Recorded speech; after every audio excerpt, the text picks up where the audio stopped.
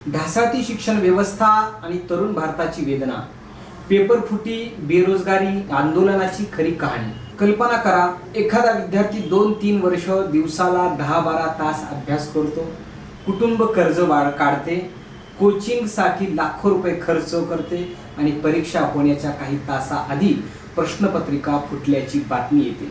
परीक्षा रद्द होते, पुन्हा तयारी करा, पुन्हा फी भरा, पुन्हा मानसिक ताण सहन करा.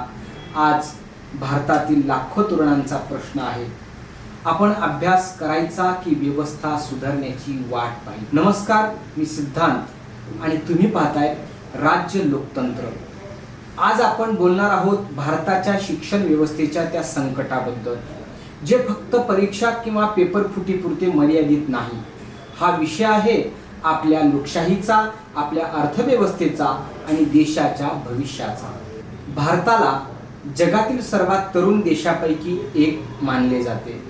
देशाची लोकसंख्या सुमारे 1.46 अब्ज असून त्यातील मोठा हिस्सा 35 वर्षाखालील आहे. हीच भारताची सर्वात मोठी ताकद मानली जाते. मात्र ताकद संधीमध्ये रूपांतरित होण्यासाठी मजबूत शिक्षण व्यवस्था आवश्यक असते.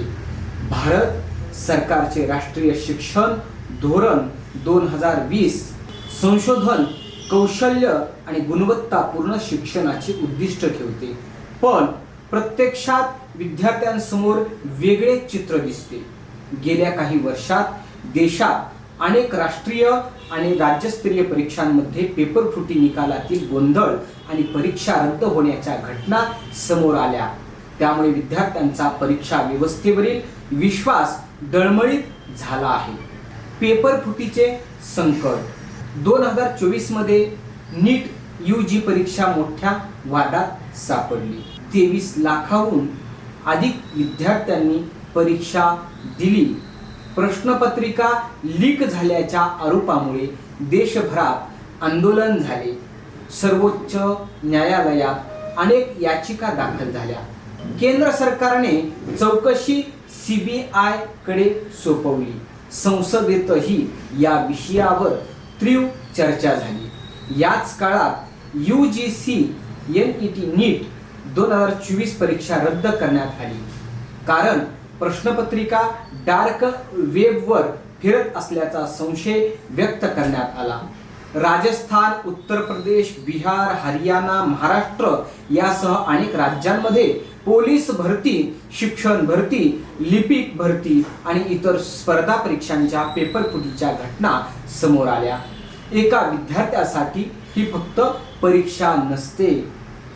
2-3 वर्षाची तयारी, कोचिंगवर लाखो रुपयाचा खर्च आणि घरापासून दूर राहण्याचा खर्च आणि शेवटी परीक्षा रद्द. ही केवळ प्रशासकीय चूक नसून विद्यार्थ्यांच्या आयुष्याशी संबंधित प्रश्न आहे. NTA वर वाढते प्रश्न. NTA ची स्थापना 2018 मध्ये राष्ट्रीय स्तरावरील प्रवेश परीक्षा पारदर्शकपणे घेण्यासाठी करण्यात आली. आज NTA मार्फत CUET, UGC आणि NET, GE, मेन यासारख्या मोठ्या परीक्षा घेतल्या जातात. मात्र गेल्या काही वर्षात विद्यार्थी आणि शिक्षण तज्ज्ञांकडून काही गंभीर प्रश्न उपस्थित झाले आहेत. परीक्षा व्यवस्थापनातील त्रुटी, तांत्रिक अडचणी, उत्तरपत्रिकाबाबतचे वाद आणि पेपर सुरक्षेवर प्रश्न, निकालातील विलंब.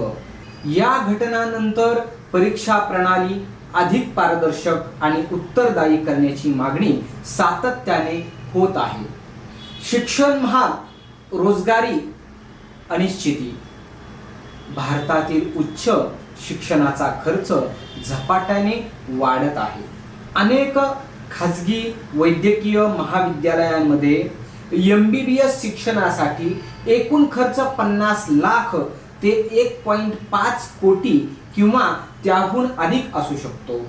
अनेक खाजगी अभियांत्रिक आणि व्यवस्थापन संस्थांमध्ये लाखो रुपयाची फी आकारली जाते. दुसरीकडे बेरोजगारीचे संकट कायम आहे.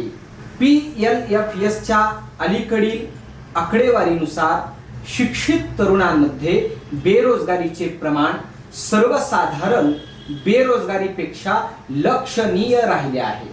म्हणजेच विद्यार्थी महागडे शिक्षण घेतो, स्पर्धा परीक्षा देतो, अनेक वर्ष तयारी करतो आणि तरीही नोकरीची हमी मिळत नाही. यामुळे मानसिक तणाव वाढत असल्याचे मानसोपचार तज्ञ सातत्याने सांगत आहे. विद्यापीठाची स्वयंतत्ता आणि संशोधन. आज जग कृत्रिम बुद्धिमत्ता, क्वांटम कॉम्प्युटिंग, जैवतंत्रज्ञान आणि सेमी कंडक्टर संशोधनात वेगाने पुढे जात आहे. भारतीय विद्यापीठांमध्ये मात्र अनेक पुढील मुद्द्यावर चर्चा होते. कुलगुरू नियुक्त्या, प्रशासकीय हस्तक्षेप, संशोधनासाठी अपुरा निधी, रिक्त प्राध्यापक पदे, पायाभूत सुविधांचा अभाव. भारत संशोधनावरचा खर्च GDPच्या तुलनेत अनेक विकसित देशापेक्षा कमी असल्याची नोंद विविध अभ्यासांमध्ये करण्यात आली आहे. आंदोलन करणारा विद्यार्थी देशद्रोही नसतो. विद्यार्थी आंदोलन ही भारतासाठी नवी गोष्ट नाही.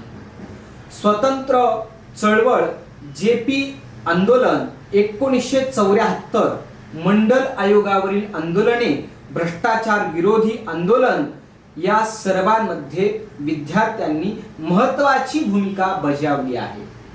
जेव्हा विद्यार्थी परीक्षा व्यवस्थेतील त्रुटी विरोधात आवाज उठवतात तेव्हा अनेकदा पोलीस बंदोबस्त, अटक किंवा आंदोलनावर निर्बंध यावर सार्वजनिक चर्चा होते.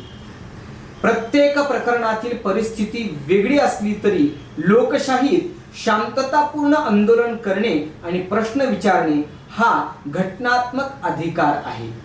त्याच वेळी सार्वजनिक सुव्यवस्था राखण्याची जबाबदारी प्रशासनावरील असते. त्यामुळे संवाद, पारदर्शकता आणि विश्वास निर्माण करणे हे कोणत्याही सरकारसमोरचे मोठे आव्हान आहे. भारताला जगातील सर्वात मोठी युवा शक्ती लाभली आहे. पण जर परीक्षा विश्वासार्ह नसतील, शिक्षण परवडणारे नसेल आणि नोकऱ्या उपलब्ध नसतील आणि प्रश्न विचारणाऱ्या विद्यार्थ्यांमध्ये व्यवस्थेविषयी अविश्वास वाढत असेल तर ही केवळ शिक्षणाची समस्या राहणार नाही. हा देशाच्या आर्थिक विकासाचा, सामाजिक स्थैर्याचा आणि लोकशाहीवरील विश्वासाचा प्रश्न बनेल. शिक्षण ही खर्चाची बाब नाही, ती राष्ट्र निर्मितीतील सर्वात मोठी गुंतवणूक आहे. आणि आजची गरज आहे परीक्षा व्यवस्थित, पारदर्शकता, पेपर फुटी विरोधात कठोर आणि जलद कारवाई, सार्वजनिक शिक्षणात वाढीव गुणवणूक आणि संशोधनाला चालना आणि विद्यार्थ्यांशी संघर्षाऐवजी संवाद. कारण मजबूत शिक्षण व्यवस्था म्हणजे मजबूत भारत. जर हा विषय तुम्हाला महत्त्वाचा वाटत असेल तर हा व्हिडिओ शेअर करा, तुमचे मत कमेंटमध्ये नक्की लिहा आणि अशाच तथ्याधारित विश्लेषणासाठी चॅनलला सबस्क्राईब करा.